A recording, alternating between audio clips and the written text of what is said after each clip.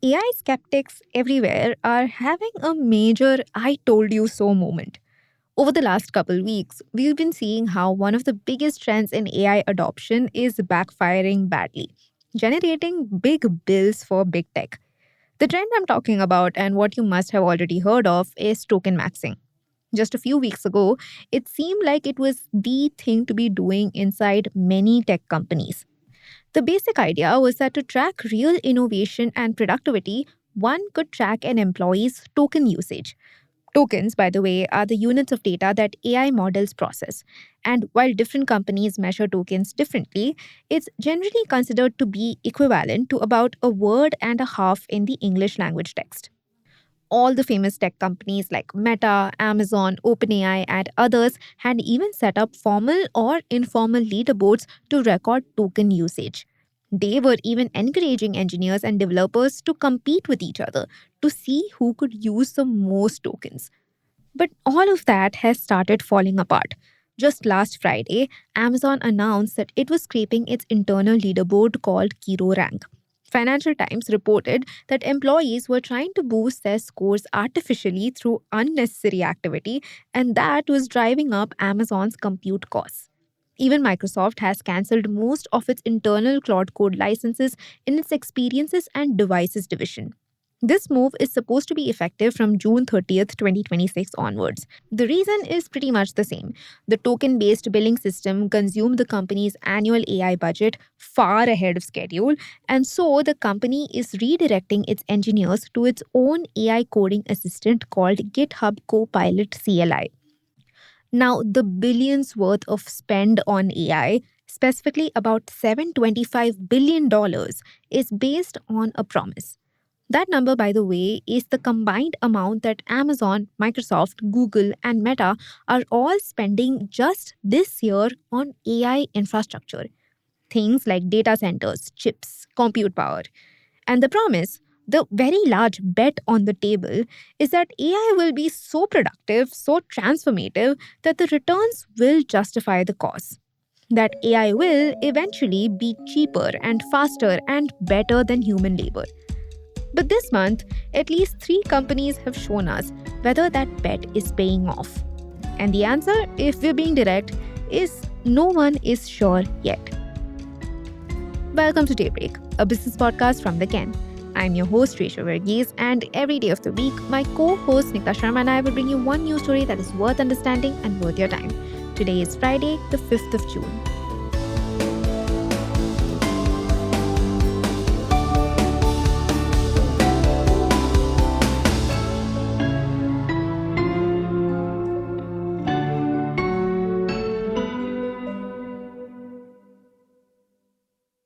Now, Amazon's official claim is that the leaderboard was not a formal one.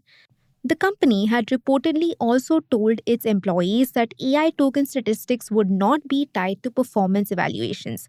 But that did not stop employees from believing that managers were still monitoring the data.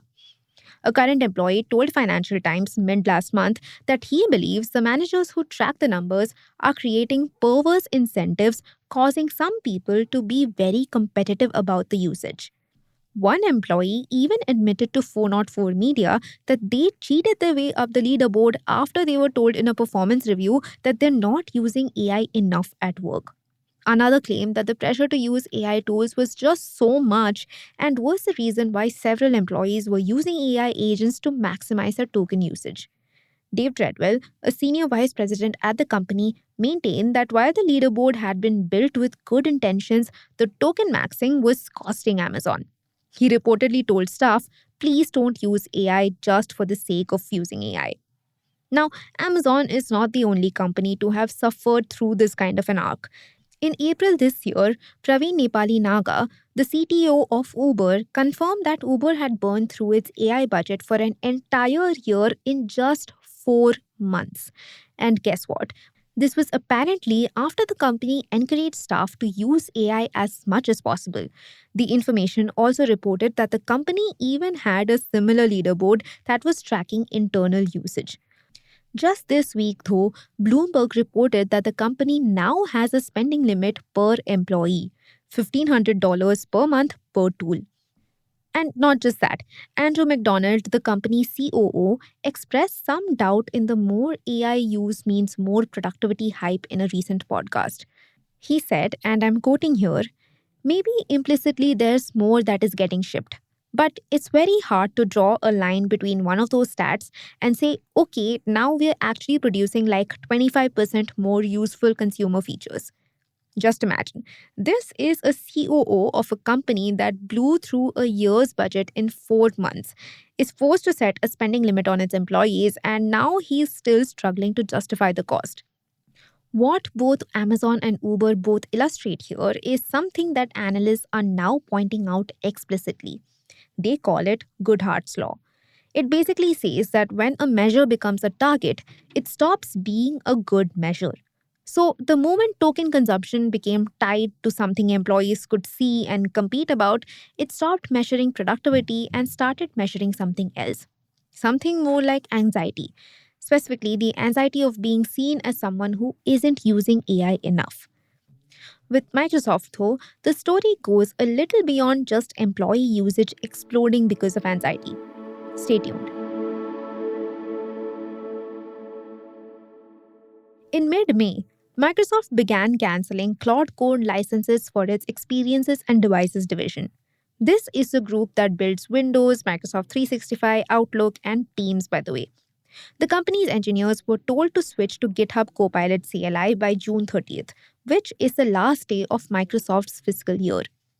And this is just 6 months after the company had even opened up access to Cloud Code for its employees. The Verge reported that canceling Cloud Code licenses before this date was basically an easy way for the company to cut some operating expenses for when the new financial year starts in July. But the official internal memo from Rakesh Jha, the company's EVP, said something a little different. He wrote, Cloud Code was an important part of learning. At the same time, Copilot CLI has given us something especially important, a product we can help shape directly with GitHub for Microsoft's repos, workflows, security expectations, and engineering needs.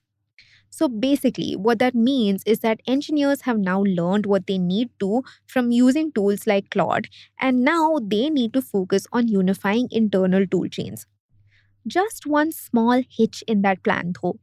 The engineers preferred Claude Code over Copilot CLI.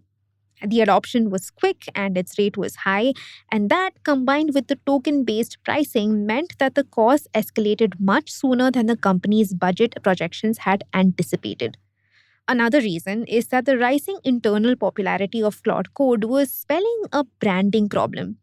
You see, Microsoft can't possibly sell Copilot with any kind of credibility to its enterprise clients while its own engineers are abandoning it for something else. And now, the larger irony in this whole story is that usage prices are actually increasing even as individual token prices themselves are going down. But that's not the same as AI getting cheaper to use, at least not for enterprise clients. Actually, a Gartner report published recently put it quite plainly. Cheaper tokens don't really translate to cheaper enterprise AI. And that's because agentic models require far more tokens per task than standard models. Plus, increased consumption can actually outpace the falling unit costs. And AI providers won't fully pass on those cost reductions to enterprise clients. Even a peer reviewed paper published just this April noted that agentic tasks actually consume up to 1,000 times more tokens than standard code chats do. What's worse is that the study found that higher token usage does not really mean higher accuracy. And apparently, accuracy peaks at intermediate costs and saturates at higher costs, which means you can spend more and not necessarily get a better result. And that explains why not everyone was buying into this trend.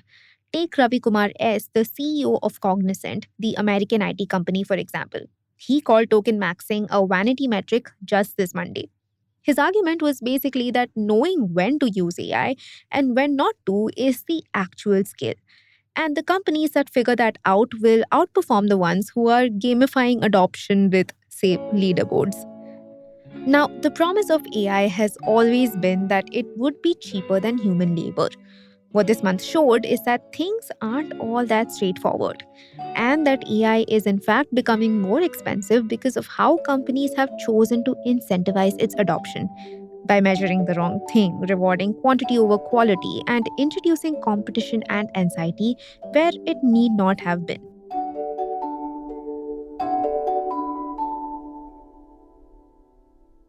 Daybreak is produced from the newsroom of the Ken, India's first subscriber focused business news platform. What you're listening to is just a small sample of our subscriber only offerings. A full subscription offers daily long form feature stories, newsletters, and a whole bunch of premium podcasts. To subscribe, head to theken.com and click on the red subscribe button on the top of the Ken website. Today's episode was hosted and produced by my colleague Rachel Varghese and edited by Rajiv Sien.